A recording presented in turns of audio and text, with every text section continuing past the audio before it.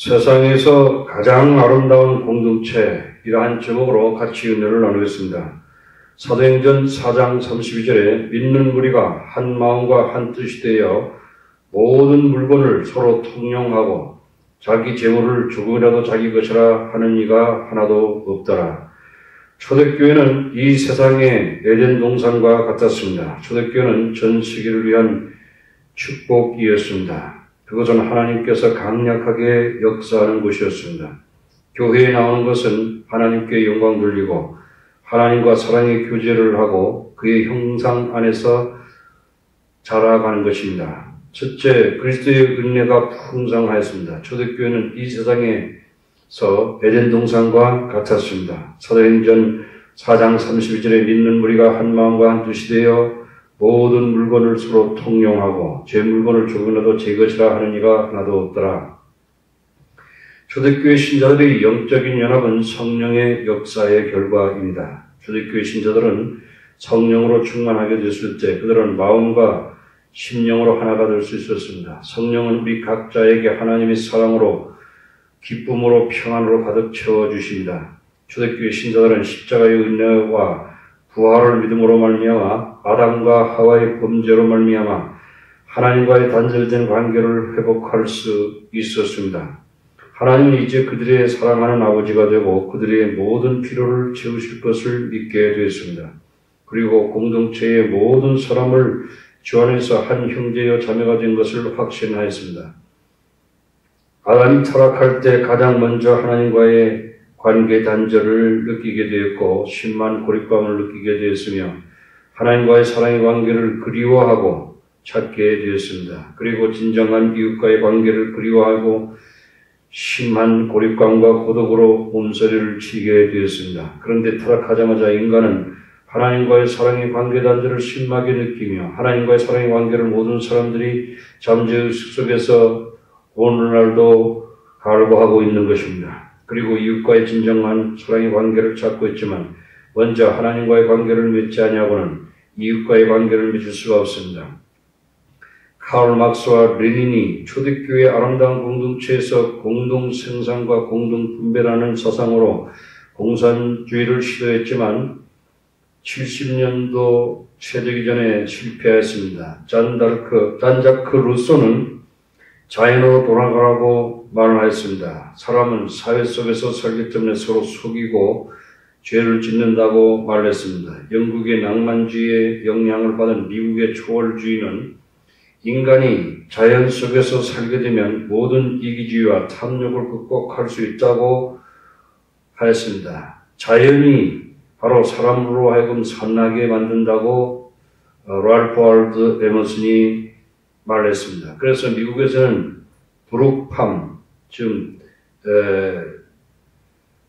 졸졸 흐르는 시냇가의 농장이라는 공동체를 19세기에 자연에 400개 이상 세워서 공동체 생활을 했는데 그 역시 또한 실패하였습니다. 미국에서 뉴욕이라는 거대한 도시는 인간의 건축학, 또 철학, 예술, 모든 첨단 과학 장비로 세워진 도시지만 거기에서 소매치기와 마약과 창녀들이 우글거리고 온갖 죄악이 창궐한 것을 보면서 미국 유태인 작가 솔 벨로우는 임마누엘 칸트가 말한 순수이성 비판에서 인간의 이성이 타락해서 믿을 수 없다는 것을 증명항신하고 말한 적이 있습니다. 인간의 이성이 타락한 것을 임마누엘 칸트는 말하고 있는 것입니다. 이 세상에서 가장 아름다운 공동체는 바로 초대교회인 것입니다. 초대교회 이후에 사람들이 이기주의와 탐욕이 교회에서도 있어서 초대교회 공동체는 오래가지 못했습니다.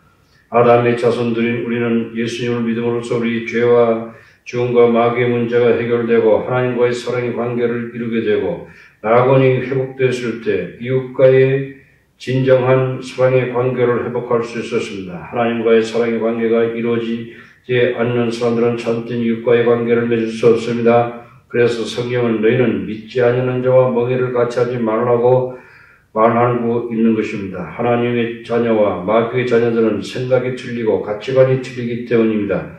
그래서 결혼을 할 때도 신앙을 잘 확인해야 것입니다. 사업을 할 때도 마찬가지입니다. 진정한 친구는 주님께 데리고 와서 믿음을 갖게 해야 할 것입니다. 성령은 우리를 십자가로 인도해서 나의 죄의 심각성을 깨닫게 하고 하나님의 사랑과 그리스도의 은혜를 깨닫게 하십니다. 그리고 하나님과의 사랑의 관계를 맺게 하고 이웃과의 관계를 맺게 하십니다. 그래서 사랑하는 주님 앞에 형제 자매 한자리에 크신 은혜 생각하며 한 피바다 한 몸이는 형제여 친구들이여라고 찬송할 수 있습니다. 성령이 채우시는 하나님의 사랑은 초대교회 모든 신자들을 하나로 연합시켰고 그들은 하늘의 아름다운 하나님의 가족들이었습니다. 이러한 성령의 역사의 결과로 초대교회 신자들은 그들의 소유물을 서로 가족처럼 나눌 수 있었습니다. 그들은 그들의 재산을 자기 것이라 하지 않았습니다. 뿐만 아니라 그들은 서로 다른 가족들을 부양하고 공급하고 돌보았습니다. 신자들은 자신의 재산을 내 것이라 주장하지 않았습니다. 모든 것은 하나님의 것입니다. 주님께서 필요한 데 쓰십시오 하고 말했던 것입니다. 이러한 성령의 역사로 연합된 것은 예수 그리스도의 절대 주권 아래 있었기 때문입니다. 사도행전 4장 32절에 믿는 무리가 한 마음과 한 뜻이 되어 모든 물건을 서로 통용하고 제 재물을 조금이라 제 것이라 하는 이가 하나도 없더라. 사도들은 주 예수님께서 부활하셨고 살아계시며 교회에 임재하시며 기쁨과 평화를 통치하고 계시며 세계의 역사를 주관하고 계시다고 증거했습니다. 사도들은 높은 위치에 있는 사람들을 두려워하지 않았습니다. 종교 지도자들은 모세의 율법에 대한 지식이 있었지만 그것이 하나님과의 사랑의 관계를 회복시켜주지 못하고 오히려 하나님의 원수의 일을 하고 있는 것을 발견하게 됩니다. 오늘날 성경에 대해서 지식적으로만 알고 하나님과의 사랑의 관계를 이루고 매일 하나님과의 교제를 하지 않으면 지식은 교만하게 하고 핍박하는 데 이용될 수 있다는 것을 알게 됩니다.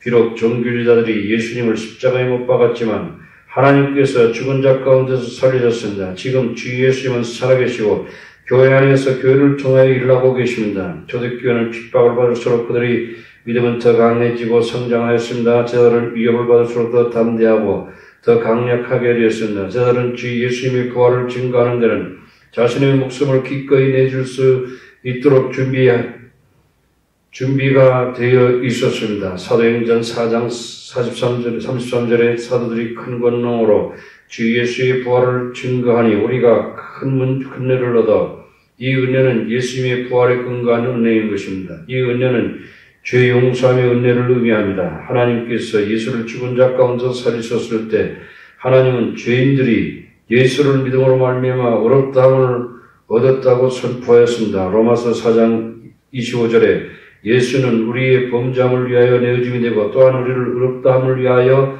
살아나셨느니라. 이 은혜는 또한 성령이 믿는 자들에게 내주시는 은혜인 것입니다. 성령은 그리스도의 영입니다. 성령은 우리 안에 내주하시며 우리 가운데 거하십니다. 예수님은 육체 안에서 하나님이셨습니다. 예수님은 우리 죄를 위해서 죽으셨고 죽은 자 가운데서 부활하셨습니다. 예수님은 하늘로 승천하셨고 믿는 자들에게 성령을 부어주셨습니다. 교회는 우리가 한 마음과 심령으로 주님으로서 그리스도께 영광 돌리는 믿는 자들의 공동체가 인 것입니다. 로마서 5장 5절에 소망이 우리를 부끄럽게 아니함은 우리에게 주신 성령으로 말미암아 하나님의 사랑이 우리 마음에 부음받음이니 예수님이 다스리는 곳에는 참된 자유가 있고 죄의 능력으로부터 자유를 얻으며 죽음의 능력으로부터 자유를 발견합니다. 성령은 사람들로 하여금 영적인 사람들로 변화시켜졌습니다. 전에 세리했던 사람이 하나님의 사람으로 변화되었습니다. 사마리아 여인이 기도의 어머니가 되었습니다. 전에 귀신 들렸던 사람이 하나님께 순종하는 여종이 되었습니다. 전에 종교지자들이 하나님의 사랑을 맛보게 되었고 믿는 자들을 위한 참된 목자의 심령을 소유하게 되었습니다. 그들은 예수를 위해서 어떤 일을 할 때마다 그렇게 행복할 수 있었고 말로 이루 표현할 수 없는 기쁨을 마음속에 가득 찼습니다. 그들의 심령은 하나님을 기쁘시게 하는 데 활짝이 열렸고 다른 사람들을 축복하는 통로가 되었습니다. 필요한 사람을 발견하자마자 조건 없이 도움을 줄 준비가 되었습니다. 그들 가운데는 핍절한 사람이 없었습니다. 누가는 믿는 사람 중에 한 사람을 소개하고 있습니다. 바로 구브로에서 난 레위족이 있으니 이름은 요셉이라 사도들이 일컬어 바나바라 번역하면 권위자라. 그가 밭이 있음에 파라값을 가지고 사도들이 발 앞에 두니라. 예수에는 바나바에게 심오한 영향을 주었으나 바나바는 예수 안에서 하나님의 나라를 발견하였습니다. 아멘.